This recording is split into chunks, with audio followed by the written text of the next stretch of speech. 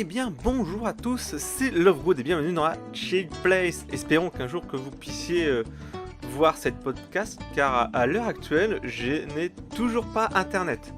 Ça fait un mois que j'ai pas internet, que je suis en train de me battre avec SFR.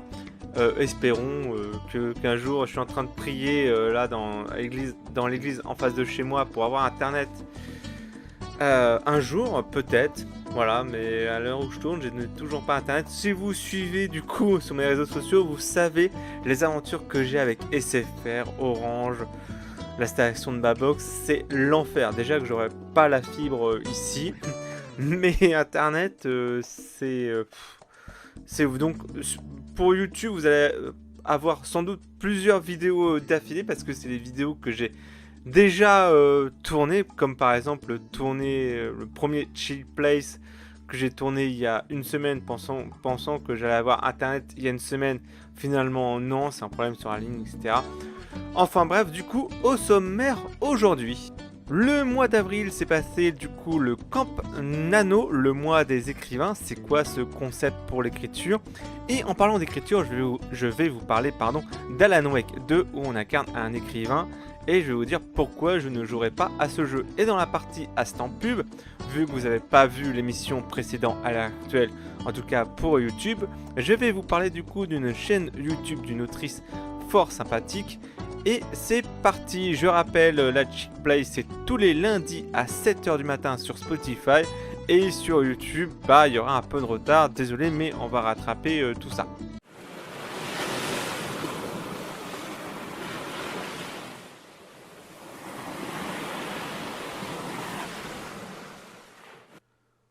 Le mois d'avril, c'était du coup le camp Nano. Alors, nous sommes le 27 avril. Je pense que sur YouTube, vous aurez vers mai. Mais je sais pas quelle année. Voilà, donc j'espère en 2024, en tout cas. Voilà. Ah, mais les conversations que j'ai, combien de fois je me suis énervé, j'ai appelé le service client des CFR et tout, je me suis énervé, enfin bref. Je tourne, on sait jamais. On sait jamais. Peut-être qu'un jour je me dirai, ah, en fait, j'ai des vidéos déjà tournées pour YouTube. Vous aurez 50 vidéos à la fois. Enfin bref. Donc j'espère. Là, je croise les doigts. Je suis pas croyant ou quoi, mais je suis en train de prier, comme je vous dis, dans l'église d'en face pour avoir internet un jour. Parce que c'est con, hein, je viens d'emménager, mais j'ai toujours pas internet. Et vraiment, internet maintenant, c'est l'outil indispensable. Et j'aimerais bien reprendre Twitch si ça marche du coup avec la DSL. Enfin bref, je vous ai dit ça du coup dans le précédent podcast. Alors le Camp Nano, c'est quoi? C'est le mois, bon, en tout cas pour les écrivains, on écrit beaucoup. Enfin c'est une sorte de challenge qui dure un mois. C'est pour ça le mois. Alors j'ai pas la traduction exacte, hein, mais il y a aussi le Nano Rainbow. J'adore mon accent anglais qui se déroule surtout au mois de novembre. En fait voilà, le mois d'écrivains, le mois des écrivains, où on écrit beaucoup, c'est au mois d'avril et au mois de novembre. Alors je crois qu'au mois d'avril, au mois de novembre, il y a plus de mots à écrire, il me semble. Mais on doit écrire en moyenne 30 000 mots dans un livre. Alors vous avez le site, hein, vous avez un site pardon, du nom du challenge pour suivre du coup votre progression avec les stats et tout. En disant, ah tiens, je dois rattraper mon retard, donc je dois écrire plus aujourd'hui, là je dois écrire moins, machin. Donc, et à la fin, vous avez un petit diplôme en disant que vous avez réussi du coup le challenge, qui est assez sympa. Alors moi j'y participe jamais. Voilà, je vous parle du truc, mais j'y participe jamais parce que moi, j'arrive plus à écrire des gros bouquins, mais ça, je pense qu'on en parlera du coup à un autre podcast. Mais maintenant, j'écris des petits bouquins de 3000 mots, 5000 mots et tout. Mais avant, j'écrivais plus de 40 000 mots, etc. Enfin, j'arrive plus. Mais je trouve que je voulais en parler du coup en podcast, en tout cas sur YouTube, je voulais en parler vraiment. C'est hors jeux vidéo, mais vous savez que moi, j'écris des bouquins. Voilà, pour ceux qui me suivent sur la chaîne depuis très très longtemps, vous savez que du coup j'écris des bouquins, mais je trouve que c'était cette initiative, entre guillemets, il y a aussi d'autres challenges, hein, voilà, il y a le Molanta qui se déroule je crois au mois de septembre, c'est assez pas mal, je pense qu'il y a une, de toute façon il y a une vraie communauté là-dessus pour les écrivains, Il y a beaucoup de gens qui se réunissent et écrivent ensemble. Euh, mais c'est vrai que de base, l'écriture, c'est vraiment un truc solo, quoi. C'est vraiment, t'es derrière ton ordinateur, t'écris comme ça, voilà. Mais c'est bien que tu te rends compte des gens. Alors moi, comme je vous dis, j'ai une petite carrière où j'ai fait des salons, tout ça. J'ai fait même des interviews que je vous déconseille du coup d'aller d'aller voir pour plusieurs raisons. Enfin bref, mais c'est vrai que l'écriture c'est plutôt un truc solitaire avec soi-même de base. En fait, c'est vraiment un truc personnel. Mais ce concept-là, même rencontrer des gens en dédicace et en salon, ça permet de rencontrer des gens qui ont la même passion que toi.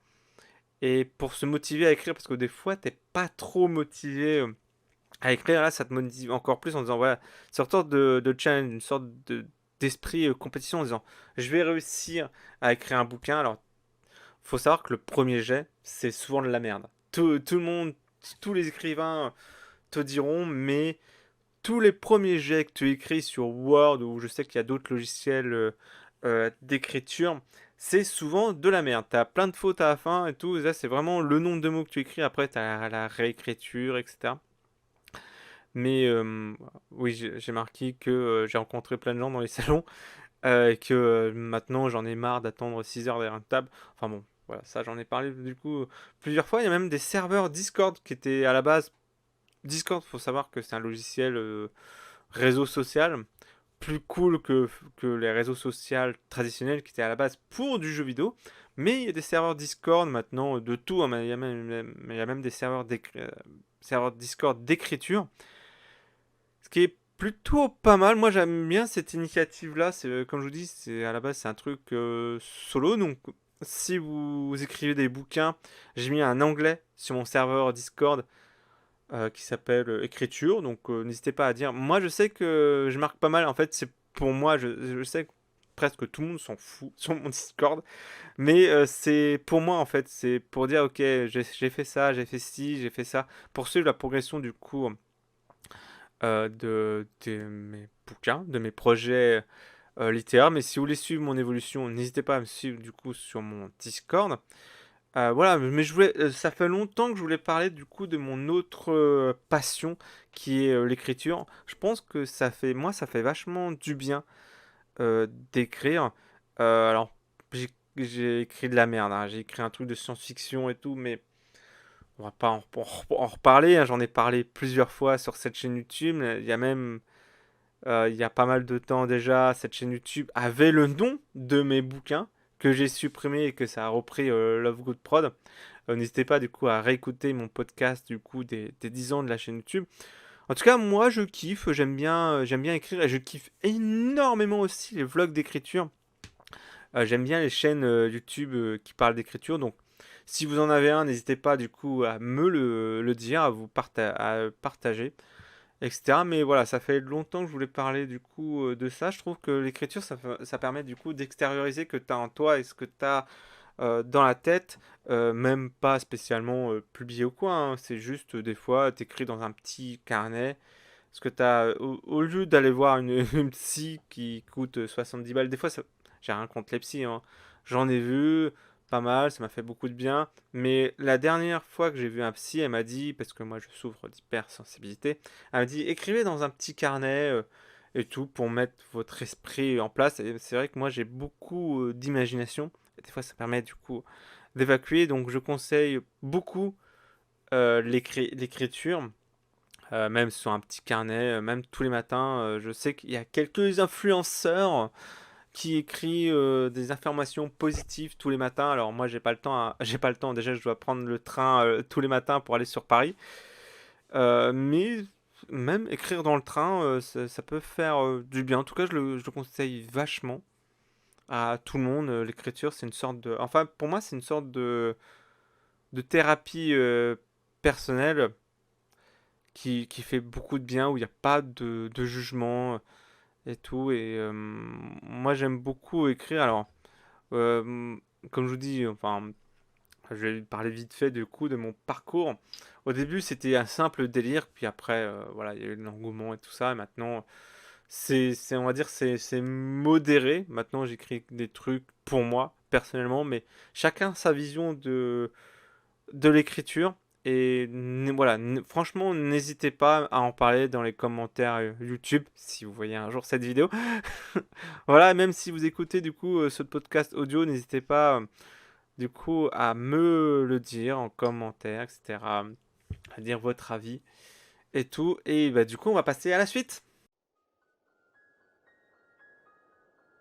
Stephen King a écrit « Les cauchemars ne relèvent pas de la logique et les expliquer n'aurait aucun intérêt.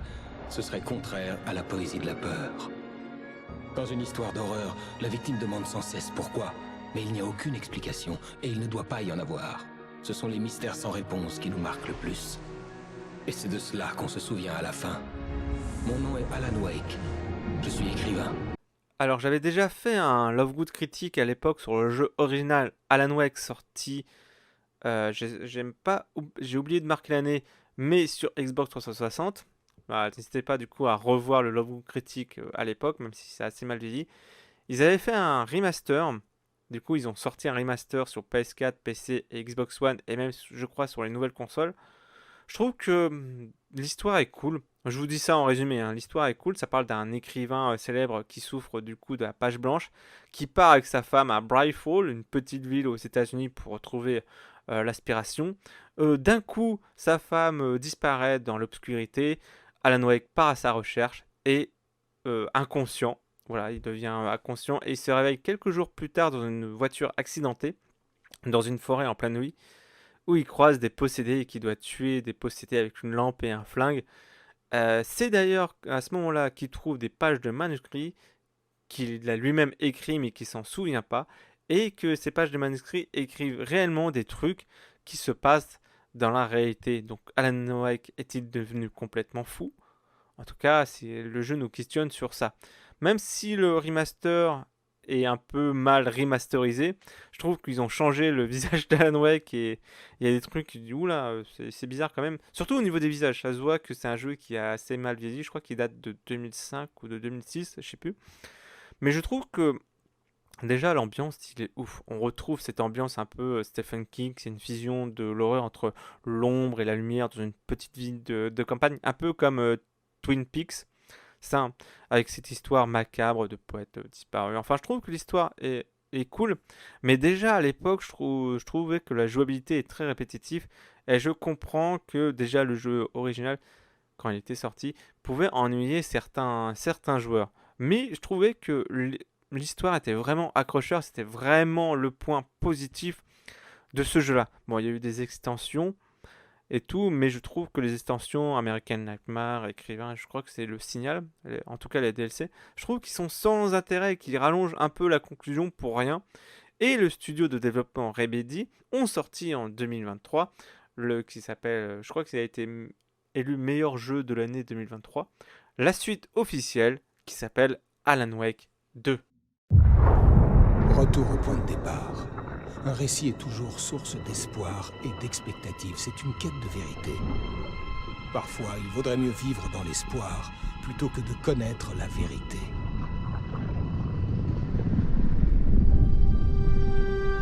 Alors, bien sûr que j'attendais cette suite, entre guillemets, depuis pas mal de temps. Ça faisait quoi, 13 ans qu'ils n'avaient pas sorti la suite d'Alan Wake 2, et il y avait pas mal de communautés, entre guillemets, qui attendaient cette suite avec impatience. On attendait les réponses aux questions du premier.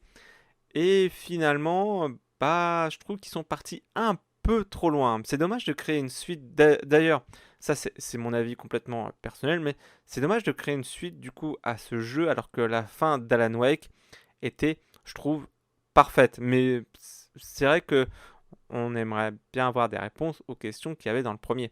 Mais comme disait dans la citation du début, ce sont les questions sans réponse qui nous marquent à la fin. Et c'est vraiment ce concept-là qui nous marquait du coup à la fin. On savait que Alan Wake avait sauvé sa femme de l'ombre noire en écrivant un bouquin sur la machine à écrire magique, mais je trouve que cette suite est complètement inutile. Enfin, je crois incohérente. Déjà, on voit au tout début, parce que j'ai regardé du coup des let's play, des tests, etc. On voit le personnage d'Alex Kazay, un agent du FBI. Agent du FBI inventé par Alan Wake dans ses bouquins, et que Alan Wake a tué dans son dernier bouquin avant de souffrir de la page blanche. Donc c'était à cause de ça le problème, c'est que parce qu'il avait Alan Wake, qui est un écrivain célèbre, écrivait des policiers de l'agent du FBI, Alex Kazay. Il dit, vas-y, je vais faire un dernier tome où je tue le personnage principal. Et là, on le voit. Enfin, Alex Kazay croise Alan Wake. Donc oui, ça peut être, comment dirais-je, un dilemme du créateur qui voit son monstre, etc. Mais pourquoi pas, à la limite, si le truc était bien fait. Mais déjà, le personnage d'Alex Kazay, il a le visage du coup de Sam Lake. Sam Lake qui est le fondateur du coup de Remedy Studio. Pourquoi pas, il a peut-être qu'il manquait d'ego et qu'il a décidé de créer un personnage lui tout seul. Enfin bref, du coup, comme je vous dis, j'ai regardé quelques images de la jouabilité. Déjà que la jouabilité du premier était pas terrible, répétitif. Mais d'après les images, c'est encore plus compliqué.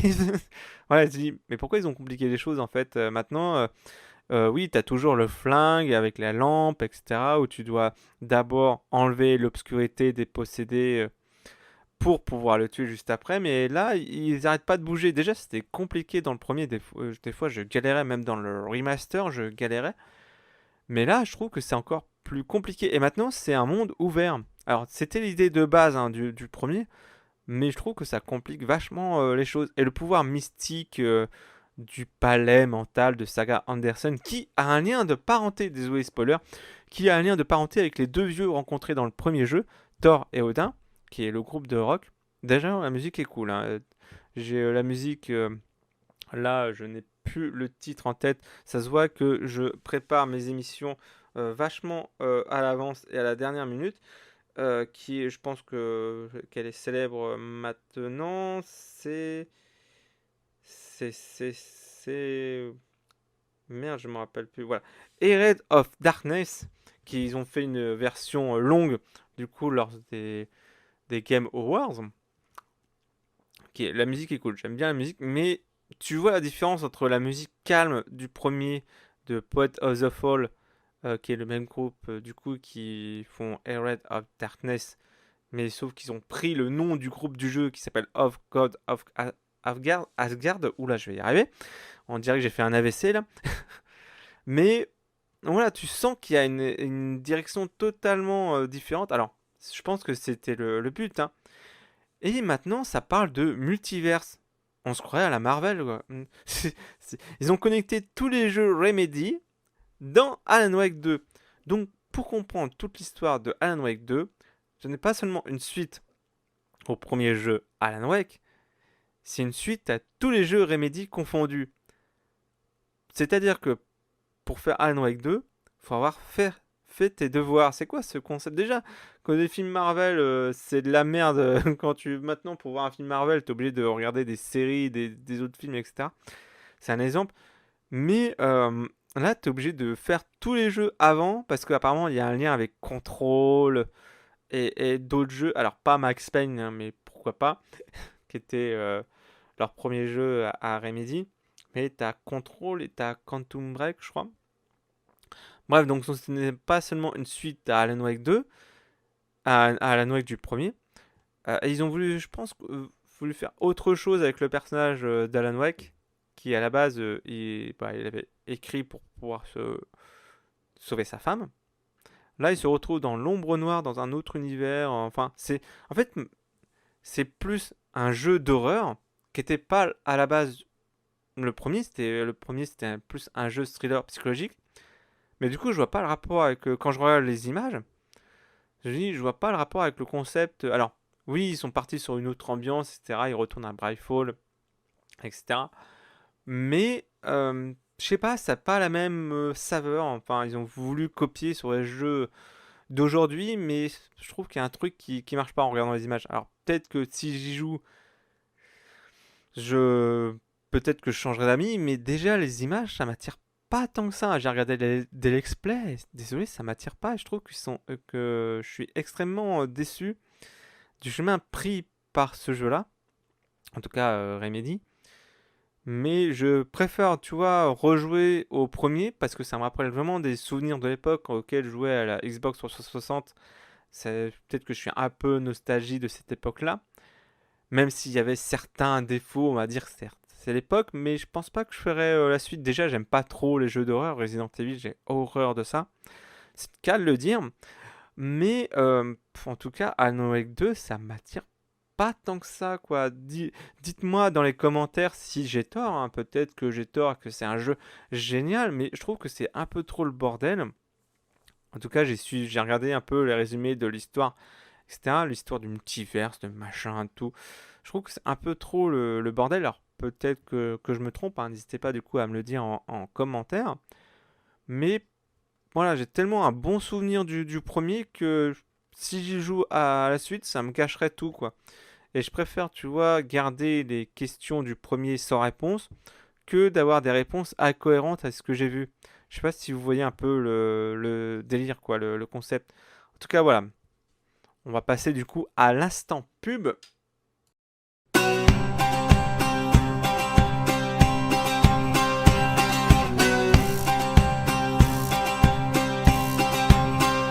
Alors, instant pub un peu particulier car c'est moi-même qui va vous parler du coup d'une chaîne YouTube que j'aime beaucoup.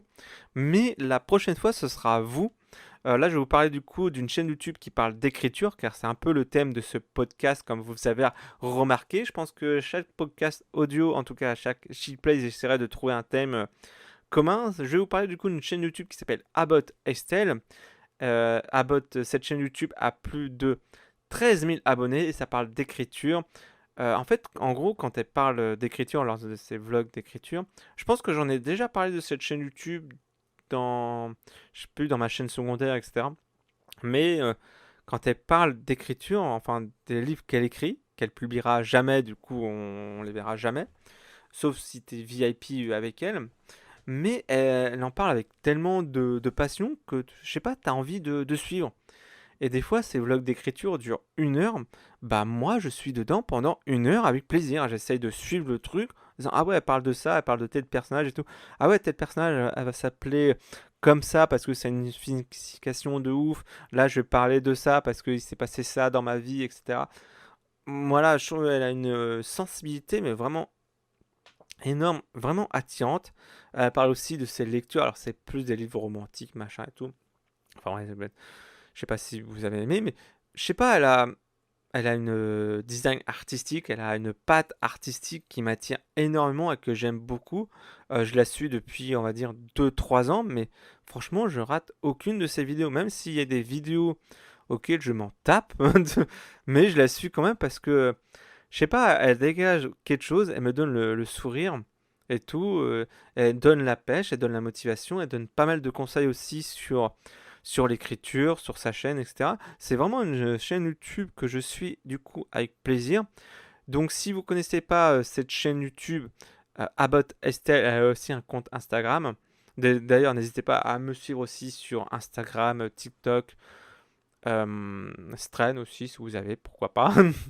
Voilà. Mais je sais pas, j'aime bien cette chaîne YouTube et franchement, je n'hésite pas à faire de la pub pour la communauté écrivain, etc. Parce que franchement, c'est une bonne chaîne YouTube. Donc, si vous voulez passer dans l'instant pub, dans mon podcast audio, si la prochaine fois j'ai internet, si vous voyez cette vidéo, n'hésitez pas du coup à m'envoyer un vocaux ou une vidéo avec une bonne qualité son de votre micro à l'adresse Monsieur Lovegood 80540@gmail.com. Et bah si j'ai internet, voilà, si mes prières sont exaucées, vous passerez sans doute dans le prochain podcast. En tout cas, n'hésitez pas à me dire si ce podcast-là vous a plu en commentaire. N'hésitez pas du coup à me mettre 4 étoiles si vous l'écoutez du coup sur Spotify. En tout cas, n'hésitez pas du coup à me suivre sur, comme je vous dis, sur TikTok, Instagram, Spotify, YouTube, etc. Même sur Twitch. J'espère reprendre un jour Twitch. J'espère par miracle. Allez, Dieu, mes frères, prions pour que je reprenne Twitch. En tout cas, je vous souhaite une bonne semaine à tous. Je vous dis ciao, à la prochaine. Everyone, may the force be with you. Goodbye, old friend. May the force be with you.